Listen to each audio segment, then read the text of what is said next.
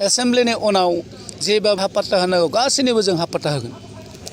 स्निथि अल बड'लेण्ड फरेस्ट गामिगोराफोरनि गेवलां मेल बे गेवलां मेलाव फैनानै आं जोबोद मोजां मोनदों।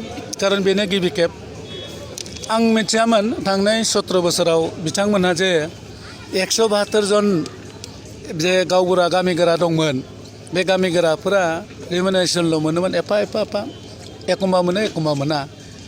जोबोद दुखु गोनां बाथ्रा। दा बेनिखायनो आं सानदों जों बिटिसिनिफ्राय गोख्रोङैनो थाबैनो जों बेखौ रेगुलाराइज खालामगोन।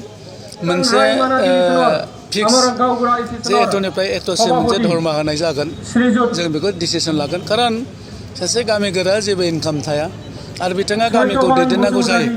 बे गामि दैदेनगिरिया जुदि जेबो मोनाबा बिथाङा बोरै सोलिनो?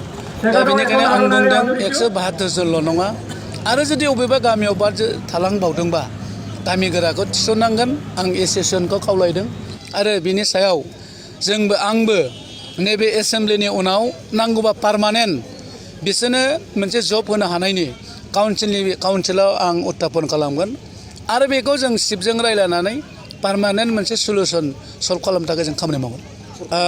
हा पाट्टा होनाया जों जागायजेनबाय 26 तारिख जानुवारिनिफ्राय जों जागायदों। दासिमाव जों 17,000सो हा गैजारोङै मानसिनो हा होदों। बै बिथांमोनहा थांनाय गोलाव सम सरकारि आसनि फैनायनिफ्राय बन्सित जादोंमोन, जेबो मोनाखै। नाथायबा 26 तारिख जानुवारिनिफ्राय बिसोरो हेपि फेमिलि जाबाय। बिथांमोना सरकारि भाबै आसनि फैनायखौ बिथांमोना एबार मोनसिगोन आरो बिथांमोना मोनसे राइट थासिगोन जे आंबो जे बे देशनि नागरिक, आंबो जे राइट दं आंहा। बै दिननिफ्राय बिथांमोना बे उदां सानखौ मोनबाय आरो गोबां जेंना दङ। बे हा पाट्टा होनायखौ जों नायबिजिरगासिनो दं आरो बोरै होनो हायो जों थाबैनो होगोन। बाहाय खुनु सिन्था जानाङा। जोंनि फरेस्टआव थानाय रायजो राजाफोरखौ आं बेखौनो खावलायगोन। जों बे एसेम्ब्लिनि उनाव दा जिहेतु MCC नांबाय, एसेम्ब्लिनि उनाव जेबाबो हा पाट्टा होनांगौ गासैनिबो जों हा पाट्टा होगोन। बाखि दै लोंग्रा दैनि सायाव जोबोद हयथ'बा दङ, आइडेन्टिफाइ जोंनाव दंजोबो। बेखौ जोङो फ्राय दा 1 माससोल' जादों। एसे मावहां जानायाव दै एसेम्ब्लि इलेक्सननि माने डिक्लेयार होबाय। दा बिनि उनाव एसेम्ब्लि इलेक्सननि उनाव जों बेखौ अबाव मा प्रयजन जायो, दै लोंनायनि उसुबिदा, स्कुलफोरनि सोलोंथाइनि बाथ्रा, गोबां बिथिंनि बाथ्राखौ जों सावरायनानै थाबैनो जों खामानिखौ मावगोन।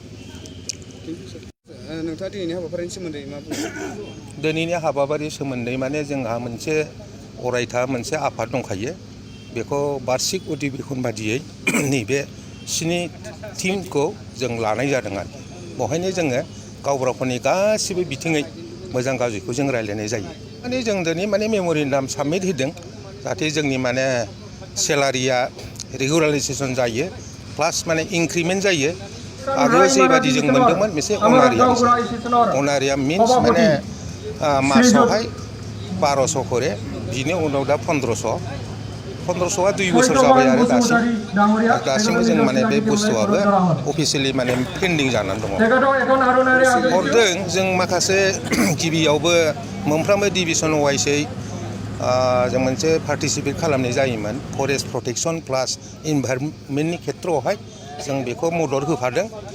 नाथाय जों माने गासैबो गावबुराफ्राथ' जोंहा देहाफ्रा एसेबां सोलो बोलो स्ट्रें नंला, ओंखायनो जों प्रटेक्सनावबो खालि ओरैनो पार्टिसिपेटल' प्रग्राम लानाय जायो, डिरेक्सन होनाय जायो। माने जों प्रटेक्सन मेन जों खामानिखौ आखाइजों थांनानै जों बिदिखौ होबथानाय जोंहा दासिमबो प्रसेसआ फैयाखै।